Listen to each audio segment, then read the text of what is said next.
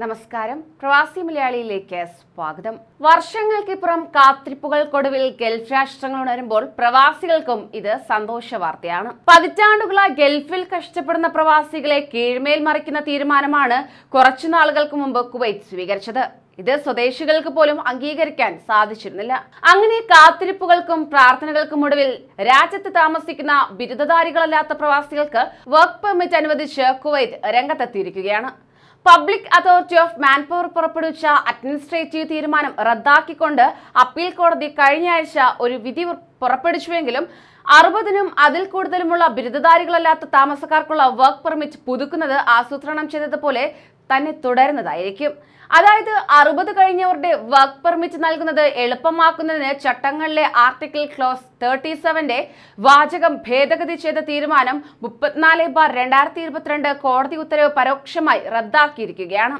ഔദ്യോഗിക ഗസറ്റിൽ പ്രസിദ്ധീകരിച്ച ഭേദഗതി ചെയ്ത തീരുമാനത്തിൽ പറഞ്ഞിരിക്കുന്ന നിയന്ത്രണങ്ങൾക്കും ആവശ്യകതകൾക്കും അനുസൃതമായി വർക്ക് പെർമിറ്റുകൾ പുതുക്കുന്നത് തുടരുമെന്ന് PAM പ്രസ്താവിച്ചു കഴിഞ്ഞു.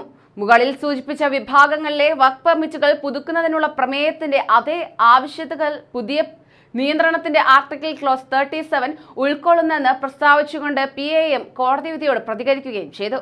ഓരോ വർഷവും താമസം പുതുക്കാൻ 250 KD ആണ് വേണ്ടത്. ഇൻഷുറൻസ് റെഗുലേറ്ററി യൂണിറ്റ് അംഗീകരിച്ച യോഗ്യതയുള്ള കമ്പനികളിൽ ഒന്ന് നൽകിയ പിൻവലിക്കാനാകാത്ത സമഗ്ര ആരോഗ്യ ഇൻഷുറൻസ് പോളിസിയും ഉണ്ടാകുന്നതായിരിക്കും. പുതുക്കൽ നടപടിക്രമങ്ങൾക്ക് ഒരു മാറ്റം മാത്രമേ ഉള്ളൂവെന്ന് റെഗുലേറ്റർ പറയുകയുണ്ടായി. ഇൻഷുറൻസ് രേഖകൾ നൽകുന്നതിന് ഇൻഷുറൻസ് കമ്പനികൾ ഇനി സ്റ്റോക്ക് എക്സ്ചേഞ്ചിൽ ലിസ്റ്റ് ചെയ്യേണ്ടതില്ല. ഈ തീരുമാനം പ്രവാസികൾക്കേറെ നിർണായകമാക്കുകയാണ്. ബിരുദധാരികളല്ലാത്ത 60 കഴിഞ്ഞ എല്ലാ പ്രവാസികൾക്കും ഇനിയും കുവൈറ്റിൽ ജോലി തുടരാം. വർക്ക് പെർമിറ്റ് അനുവദിക്കുന്നതായിരിക്കും. അതേസമയം വിദേശികളുടെ വിസ അപേക്ഷയോടൊപ്പം മെഡിക്കൽ സർട്ടിഫിക്കറ്റും DNA പരിശോധനാ ഫലവും ഹാജരാക്കണമെന്നും കുവൈറ്റ് അധികൃതർ അറിയിച്ചിട്ടുണ്ട്. ഇതിനായി നിയമ ഭേദഗതി കൊണ്ടുവരാൻ പരിഗണനയിലാണ്. രാജ്യത്തേക്ക് വരുന്ന വിദേശി പൂർണ്ണ ആരോഗ്യവാന്മാരാണെന്ന് ഉറപ്പാക്കുന്നതിലൂടെ ദീർഘകാല ചികിത്സാ ചെലവ് കുറയ്ക്കാമെന്ന നിർദ്ദേശത്തിന്റെ അടിസ്ഥാനത്തിലാണ് ഇത്തരത്തിലൊരു നിയമം കൈക്കൊള്ളുന്നത്. തൊഴിൽ, ബിസിനസ്, കുടുംബ വിസകളിൽ എത്തുന്നവർക്ക് ബാധകമാക്കണമെന്നും നിർദ്ദേശം നൽകിയിട്ടുണ്ട്. നിലവിൽ വിസ ലഭിച്ച് കുവൈറ്റിലേക്ക് വരുന്നതിന് മുമ്പ് മാത്രമാണ് മെഡിക്കൽ പരിശോധന നടത്തുന്നത്.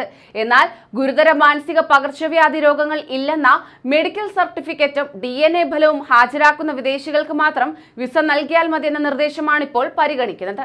ഇതുകൂടാതെ കുവൈറ്റിലെ ഫോറിനേഴ്സ് റെസിഡൻസി നിയമം ഭേദഗതി ചെയ്യാൻ MP ബദർ അൽ ഹമീദി നിർദ്ദേശം സമർപ്പിച്ചു. വിട്ടുമാറാത്ത മാനസിക അല്ലെങ്കിൽ നാഡീ സംബന്ധമായ രോഗങ്ങളുള്ള പ്രവാസികളുടെ റെസിഡൻസി പെർമിറ്റ് റദ്ദാക്കണമെന്നാവശ്യപ്പെട്ട് അൽ ഹമീദി 1 വർഷം മുമ്പ് തന്നെ നിർദ്ദേശം സമർപ്പിച്ചിരുന്നു. ഈ നിർദ്ദേശം ഇപ്പോഴും ബന്ധപ്പെട്ട പാർലമെന്ററി കമ്മിറ്റികളുടെ കൈവശമാണുള്ളത്. കൂടുതൽ പ്രവാസി വാർത്തകൾക്കായി ഈ ചാനൽ സബ്സ്ക്രൈബ് ചെയ്യൂ.